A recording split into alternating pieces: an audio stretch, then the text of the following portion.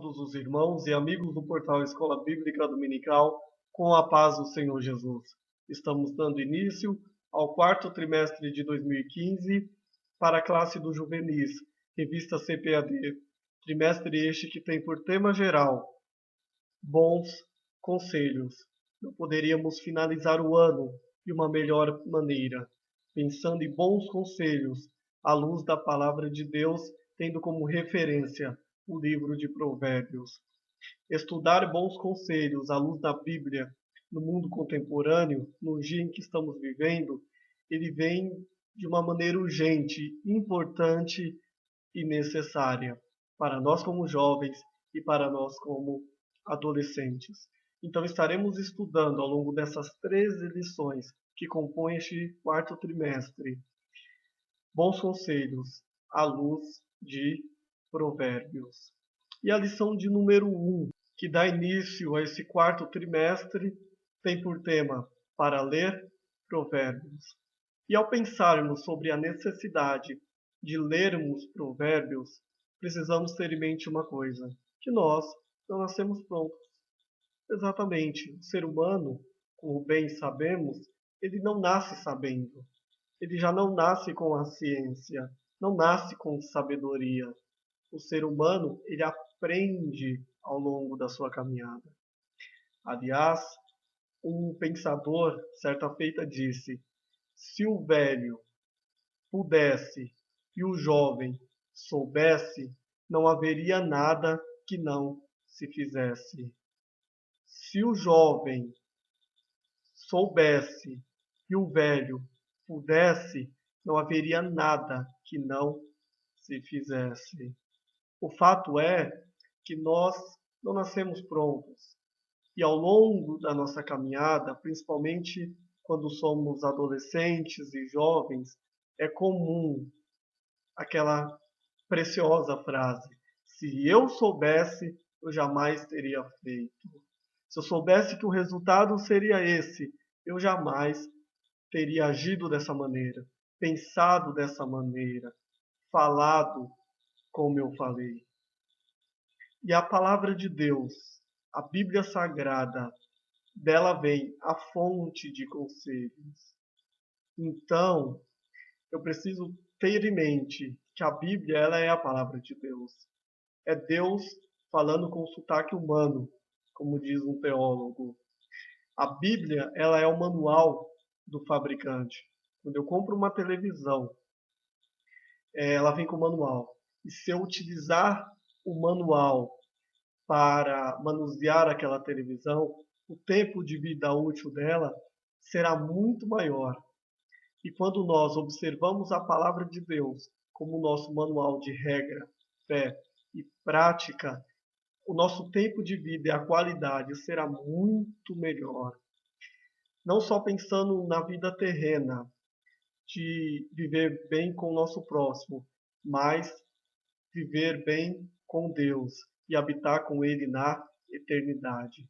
Então a Bíblia Sagrada, ela é o nosso manual de regra, fé e prática. Ela contém tudo aquilo que o homem precisa para entender quem ele é, de onde ele veio e para onde ele vai.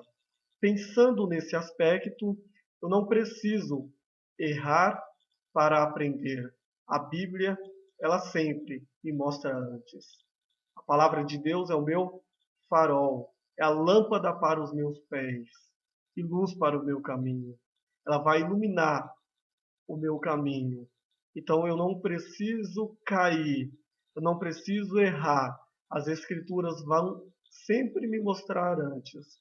Salmo 119, verso 105 nos diz: lâmpada para os meus pés é a tua palavra e luz para o meu caminho. Então eu não preciso errar para poder aprender. Pelo contrário, as Escrituras, ela sempre me mostrará, através da Bíblia Sagrada, o caminho para que eu não tropece e peque, ou para que eu não tropece e sofra. Por exemplo, o Velho Testamento, a lei era a sombra tipos e sinais daquilo que haveria de ocorrer no Novo Testamento através de Cristo, na dispensação da graça. Entretanto, a parte histórica, ela nos ensina o relacionamento de algumas pessoas com Deus, a revelação do caráter de Deus, da maneira com que Deus pensa, da maneira com que Deus age, e os erros de algumas pessoas, as suas consequências, de forma que nós podemos hoje olhar e não fazermos igual. É como se fosse faça como ou não faça como. Alguns exemplos que a gente pode pensar rapidamente é José. Então, se eu quero pensar qual é o bom resultado de eu fugir da tentação, é só eu ler a biografia de José. Mas se eu quero pensar e saber o resultado de quando eu caio na tentação, é só eu ler a biografia de Sansão.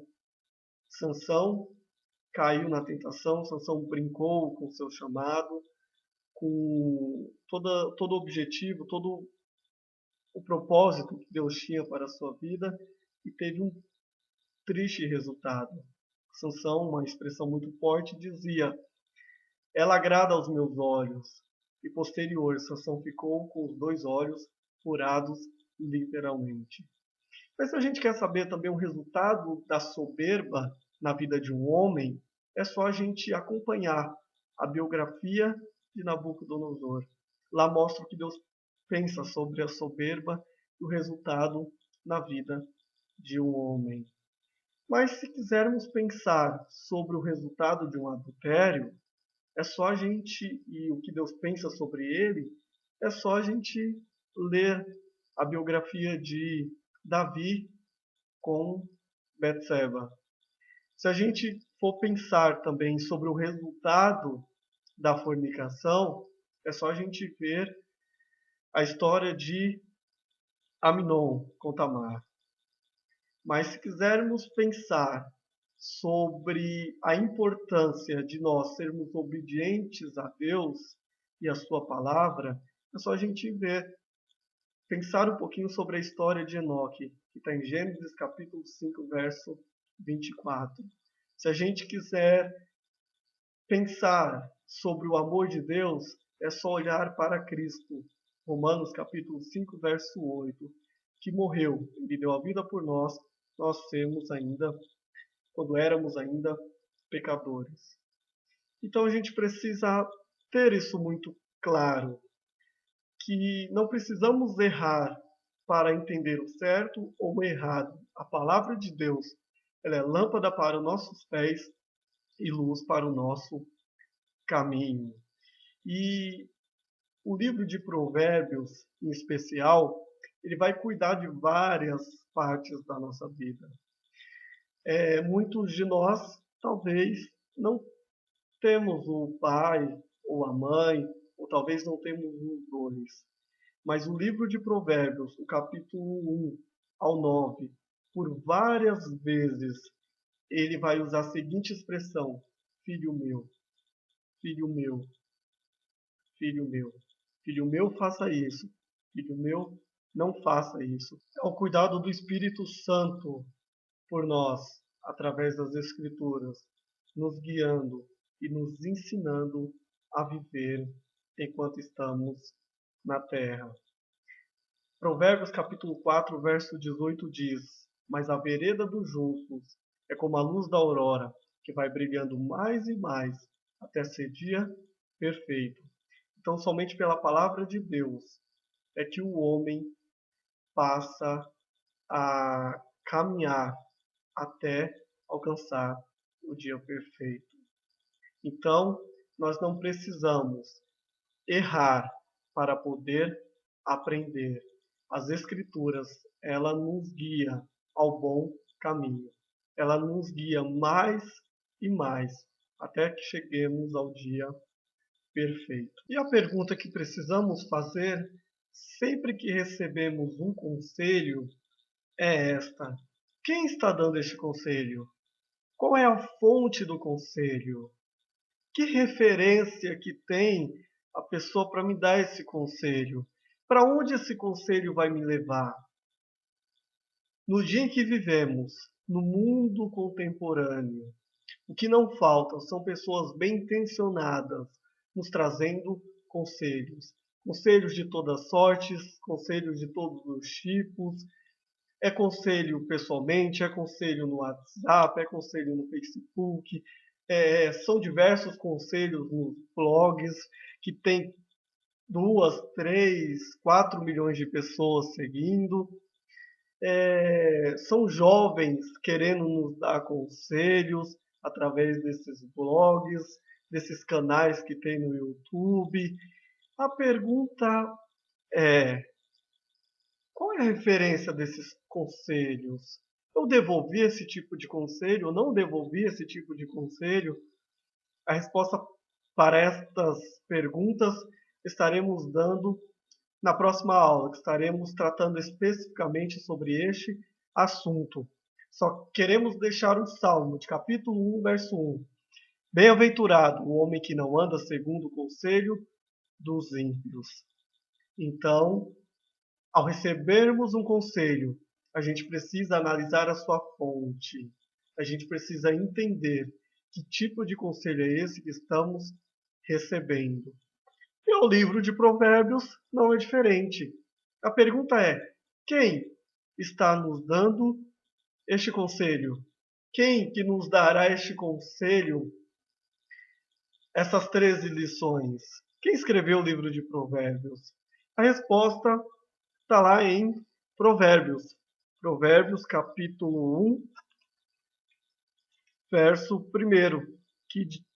Provérbios capítulo 1 e verso 1, que diz assim: Provérbios de Salomão, filho de Davi, rei de Israel. Então, quem escreveu boa parte do livro de Provérbios foi Salomão, filho de Davi, rei em Israel. Mas para que possamos pensar com propriedade sobre a vida de Salomão, este homem que nos trará 13 conselhos ao longo deste trimestre, a gente precisa voltar um pouquinho na história da monarquia em Israel. Sabemos que o primeiro rei de Israel foi Saul.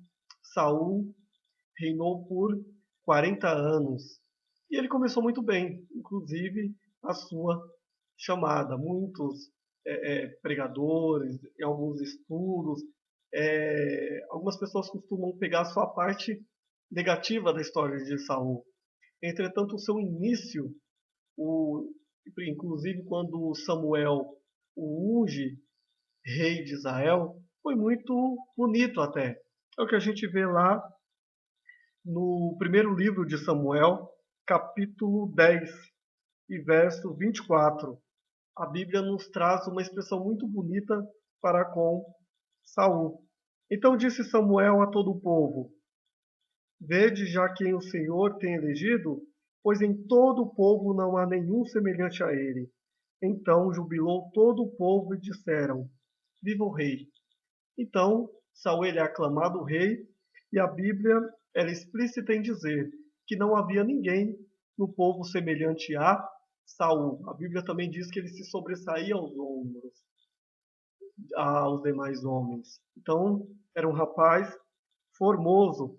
Mas não só isso, Saul, ele foi cheio do Espírito Santo. É o que a gente vê lá no capítulo 10 e no verso 10. E o Espírito de Deus se apoderou dele e profetizou no meio deles. Então o Espírito Santo se apodera de Saul e ele profetiza entre os profetas. E a história de Saul nos traz um aprendizado, que não basta só começar bem, é preciso terminar bem. Não basta começar um projeto bem, é necessário terminar bem. Não basta apenas começar a carreira cristã bem, é preciso terminá-la bem. Não basta somente nós servimos a Deus no início da fé muito bem, precisamos terminar muito bem também. E esse não foi o caso de Saul. Saul, no decorrer da sua vida, ele vai pecar contra a soberania de Deus e Deus o rejeita como rei em Israel. É o que a gente vai ver lá no capítulo 15 e verso 26. Porém Samuel disse a Saul: Não tornarei contigo, porquanto rejeitaste a palavra do Senhor. Já te rejeitou o Senhor, para que não sejais rei sobre Israel. E isso é ratificado no capítulo 16. Então disse o Senhor a Samuel: Até quando terás dó de Saul, havendo eu já rejeitado, para que não reine sobre Israel? Então Saul ele vai ser rejeitado. Sobe ao trono em Israel agora Davi. Este, ao contrário de seu antecessor Saul, só Deus poderia ter levado ele a ser rei em Israel. Só Deus poderia levá-lo a reinar sobre o povo. Saul, não havia ninguém como ele era vistoso aos olhos do povo. Entretanto, Davi, se dependesse do homem, talvez não passaria nem pelo crivo do profeta Samuel. É o que vemos lá no primeiro livro de Samuel, capítulo 16, versos 6 e 7. E sucedeu que, entrando eles, viu a Eliabe e disse: Certamente está perante o Senhor o seu ungido. Entra Samuel na casa de Jessé, conforme Deus havia ordenado, e lá ele vê Eliabe e diz: Certamente esse aqui é um rei. Eliabe devia ser formoso, senhor de guerra, e todos os contextos que visivelmente o fariam rei. Mas Deus, ele não busca o visível, ele busca o que está no coração, ele busca o interno. E é exatamente uma das lições que Samuel vai aprender. É o que a gente vê no verso 7.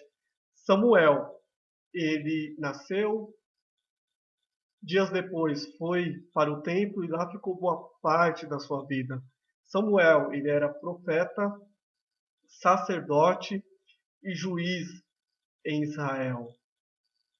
E uma vida constante com Deus. Entretanto, isso nos mostra que a vida com Deus é um constante aprendizado.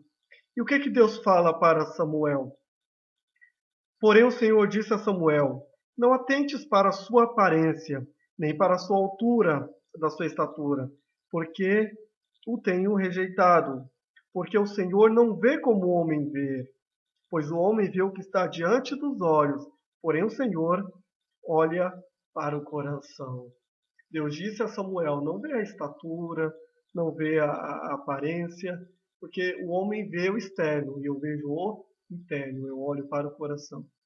Exatamente esta a ideia. Deus chamou Davi, porque Davi, ele era segundo o seu coração. Primeiro livro de Samuel, capítulo 3 e verso 14, a gente tem essa expressão. Então, agora sobe ao trono o homem segundo o coração de Deus. Só Deus poderia ter olhado para Davi, enxergado nele um bom rei. Só porque Davi tinha um diferencial. Ele era segundo o coração de Deus. Uma das expressões mais bonitas que envolve esse cenário, a gente também vê lá no segundo livro de Samuel, capítulo 7, verso 8, que diz: Agora, pois, assim dirás ao meu servo Davi, profeta Natã, falando a Davi: Assim diz o Senhor dos exércitos: Eu te tomei da malhada, de trás das ovelhas, para que fosse o soberano sobre o meu povo, sobre Israel. O que isso quer dizer? As malhadas, ela, na verdade, ser pastor de ovelhas já não era muita coisa em Israel. Era uma função serviçal, totalmente desvalorizada, e tem um contexto que envolve isso. Mas quando era o pastor que cuidava das malhadas, ele era mais desvalorizado ainda, que ele não era considerado nem um pastor direito, que era aquele que cuidava das ovelhas feias, daquelas ovelhas desprezadas, em outras palavras. Então, o que que Deus fala para Davi através de Natan? Olha, eu te chamei por detrás das malhadas, ou seja, onde ninguém te via, eu te vi e te chamei. Então, Davi agora está reinando sobre Israel, segundo um homem segundo o coração de Deus. E o povo amava Davi. O povo amava Davi por tudo que fez, por tudo que conquistou e por toda a ascensão que teve no reino com a sua chegada. Davi então vai reinar 40 anos. Posterior, ele passará o trono a Salomão. Ele passará o trono a Salomão. Entretanto, ele apenas não passa o trono ao seu filho, ele lhe dará um conselho, e um conselho muito precioso. É o que vemos lá no primeiro livro dos Reis, capítulo 2, versos do 1 ao 4. Primeiro livro dos Reis, capítulo 2, versos do 1 ao 4. E aproximou-se os dias da morte de Davi, e deu a ordem a Salomão, seu filho, dizendo: Eu vou pelo caminho de toda a terra. Esforça-te, pois, e ser homem. Esforça-te e ser homem. Salomão, você vai assumir o reino. Você vai reinar sobre Israel, sobre o povo de Deus. Ser homem. Se vista como homem. Se porte como homem. Fale como homem. Haja como homem. Mas para você ser homem, você precisa de se esforçar. E esse conselho de anos atrás que Salomão recebeu de Davi, ele é de grande valia para os nossos dias. Hoje a sociedade, ela perdeu a referência do que é ser homem. Ela não consegue enxergar o que é ser um homem mais. A sociedade que está de passos largos na sua degradação moral, física e espiritual, perdeu a referência pelo que é a sociedade, a moda e tantas a engenharia social quer passar a ser um homem que perdeu-se a referência. Mas, se quisermos voltar a esta questão, a gente precisa olhar para a palavra de Deus, entender qual é o desígnio de um homem, como o homem deve se portar, como o homem deve fazer, como o homem deve falar. E o maior perigo da sociedade perder a referência do que é ser homem é que quando ela olhar para Deus ou pensar em Deus, vai olhar como uma imagem distorcida, assim como estão olhando o homem hoje. Mas o conselho dele continua. Ele pede para que Salomão observe a lei do Senhor e ande nos seus mandamentos. E se ele fizer isso, ele vai ser muito próspero, não lhe faltará sucessor no trono. Então, Salomão, ele recebe esse conselho muito precioso de Davi, seu pai. E este não é o único conselho que ele vai receber de Davi. É o que vemos lá em Provérbios, capítulo 4, versos de 3 a 6, que diz assim: Quando eu era menino, ainda bem pequeno, em companhia de meu pai, um filho muito especial para minha mãe, ele me ensinava e me dizia: apega-se às minhas palavras de todo o coração, obedeça os meus mandamentos e você terá vida. Procure obter sabedoria e entendimento. Não se esqueça das minhas palavras, nem delas se afaste. Não abandone a sabedoria, e ela o protegerá. Ame-a, e ela cuidará de você. Que conselho precioso! Isso revela muito a experiência que Salomão vai ter com Deus. quando ele pede entendimento, quando ele pede sabedoria para administrar o povo dele, o povo de Deus. Essa ação no caráter de Salomão, a gente vê que ele já era um homem sábio, que ele buscava a sabedoria. E porque ele teve tanto sucesso assim, por um simples quesito, Salomão, ele guardou o conselho do seu pai. Salomão, ele guardou o conselho da sua mãe. E o conselho que Davi dá a Salomão, não abandone a sabedoria e ela o protegerá, ame-a e ela cuidará de você. Isso a gente vai ver de uma maneira explícita na biografia de Salomão. Tudo que ele conquistou, tudo que ele fez, foi porque um dia, com sabedoria, ele se relacionou com Deus em um pedido. Por quê? Porque no seu coração tinha este conselho guardado, de ele buscar a sabedoria, de ele buscar o entendimento, porque a sabedoria cuidaria dele. E de fato, a sabedoria o honrou por muitas e muitas vezes. E no verso 10 diz: Ouça, meu filho, e aceite o que eu digo, e você terá vida longa. Baseado neste contexto de Davi e Salomão, a pergunta talvez seja: será que nós estamos guardando no coração os conselhos dados pelo nosso Pai? Será que nós estamos guardando a instrução que a nossa mãe nos ensina? Ou será que nós já somos autossuficientes assim, já conseguimos enxergar o mundo de uma maneira que nós não precisamos de conselho? Será que a gente tem a ideia de que a gente precisa de bons conselhos? Ou será que na nossa mente está ao contrário? A gente já pensa que somos totalmente autossuficientes, assim, já nascemos prontos. Que o Espírito Santo nos ajude, através deste trimestre e desta lição, a entendermos que nós precisamos de bons conselhos. E além da palavra de Deus, o melhor conselho é do nosso pai e da nossa mãe. Salomão então assume o trono em Israel. Ele vai reinar 40 anos, assim como Saul, assim como Davi. Salomão também reinará 40 anos. É o que vemos lá no primeiro livro dos Reis, capítulo 11, verso 42. Salomão, ele tem um grande desafio pela frente. Então, conforme já vimos, Saul, com todos os seus problemas, ele foi um rei em Israel, reinou 40 anos, foi substituído pelo seu pai, Davi.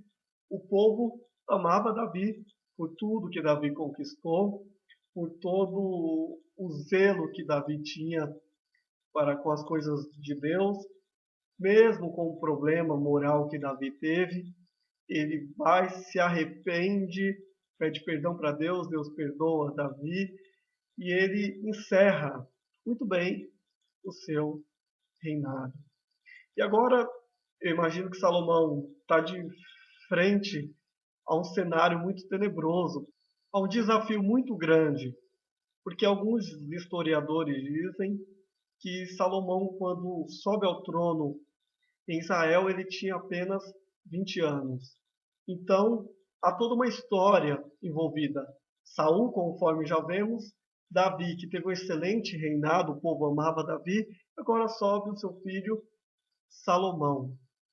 Salomão tinha um grande desafio, que era administrar aquele povo. E ele era muito jovem para isso. Entretanto, a Bíblia nos trará duas elucidações que mostram o início do sucesso de Salomão. Primeiro, está lá em primeiro livro dos Reis, capítulo 3, e verso 3. E Salomão amava o Senhor, e andando nos estatutos de Davi, seu pai. Ele amava o Senhor. E o primeiro quesito de sucesso é esse: amar o Senhor e andar na sua lei.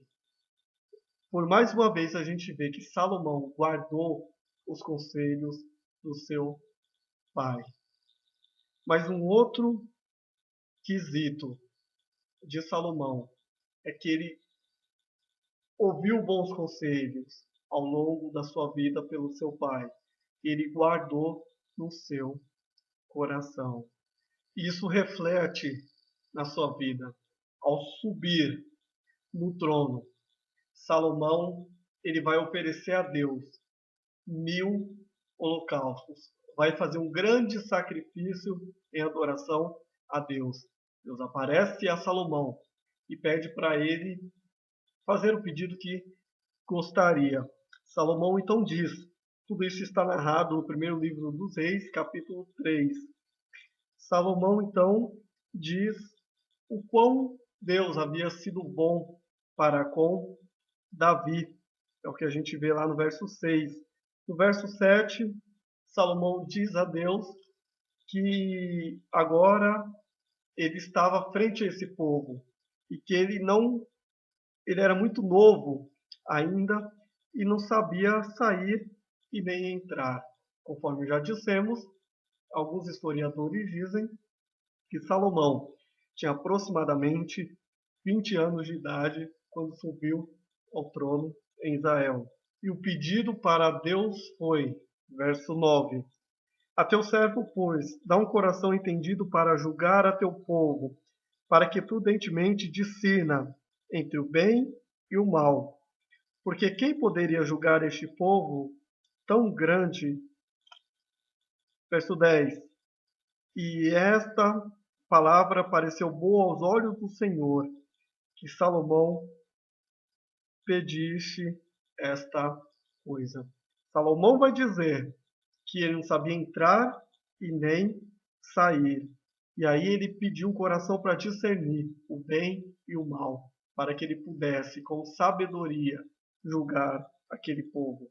Deus se agrada do pedido dele e dá mais do que isso.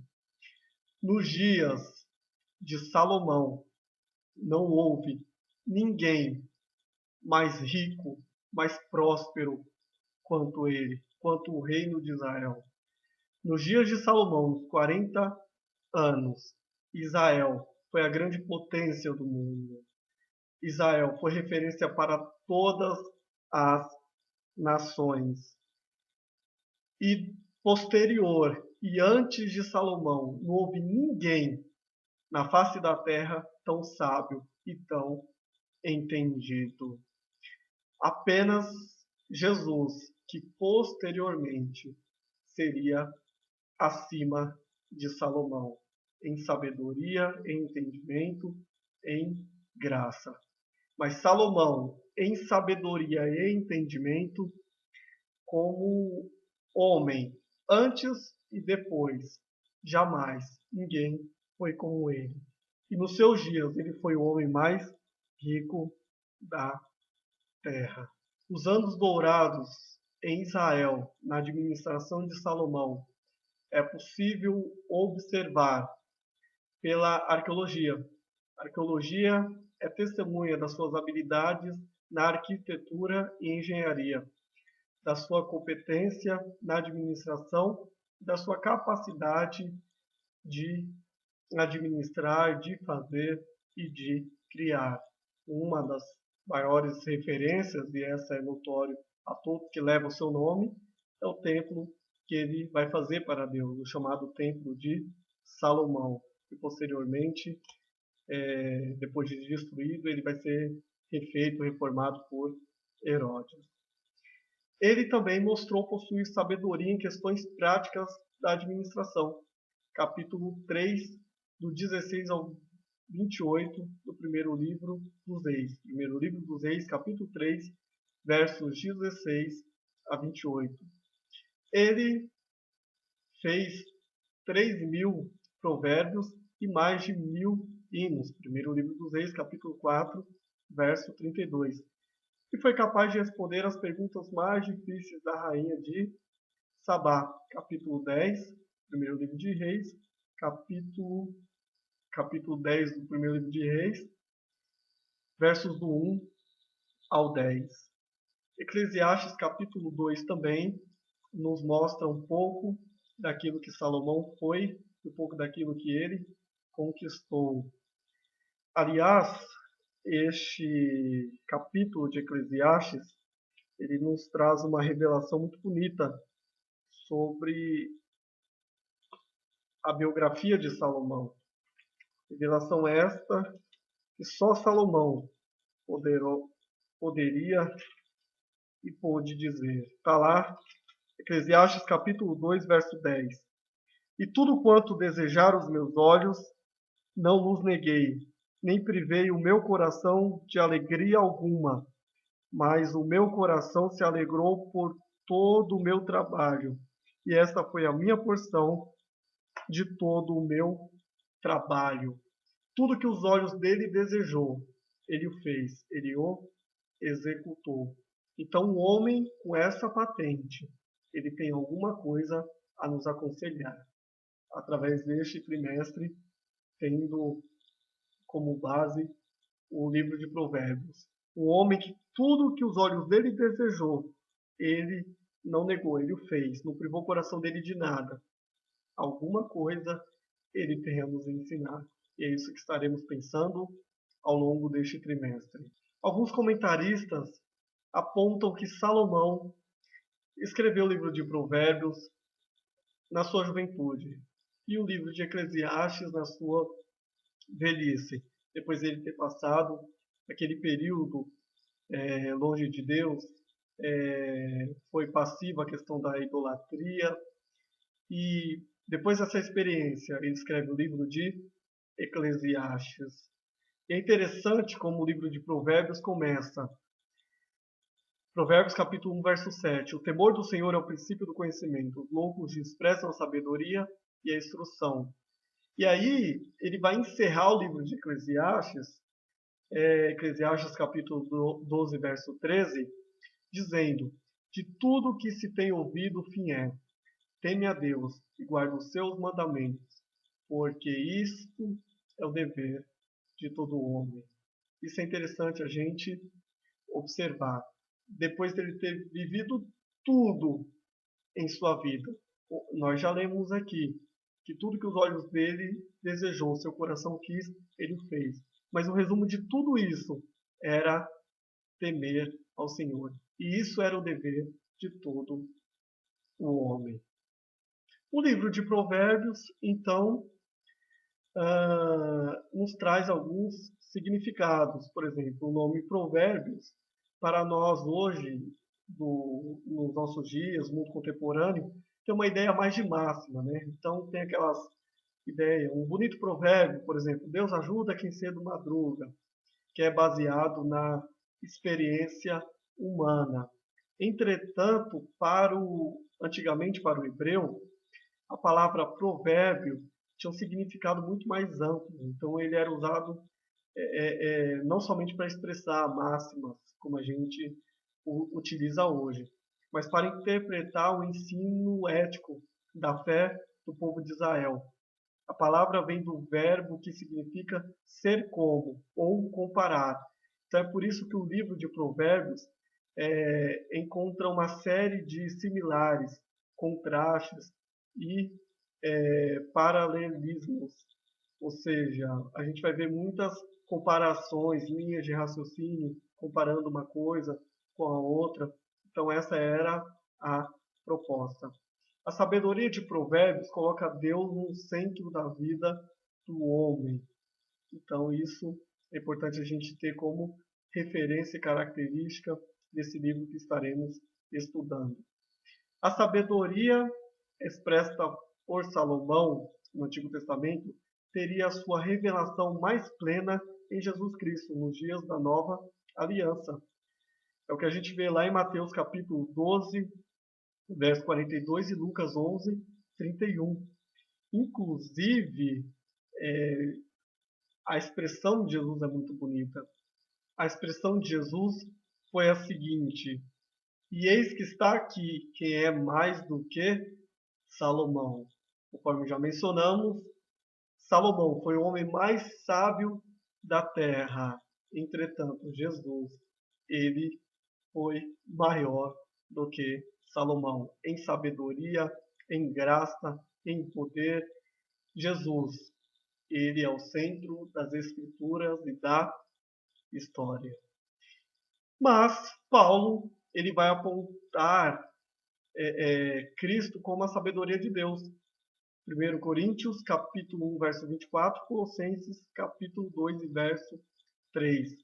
Na lição de número 3, estaremos detalhando um pouco melhor sobre a questão da sabedoria, seu nome e seu significado. Um comentarista, quando ele vai definir a questão da sabedoria no livro de Provérbios, ele dirá: é centrada em Deus. E mesmo quando é extremamente real e relacionada ao dia a dia, consiste da maneira inteligente e sadia de conduzir a vida no mundo de Deus, em sua submissão à sua vontade. Então, a sabedoria no livro de Provérbios, ela está diretamente centrada em Deus e instruindo e ligando o homem a fazer a vontade de Deus em submisso à sua palavra.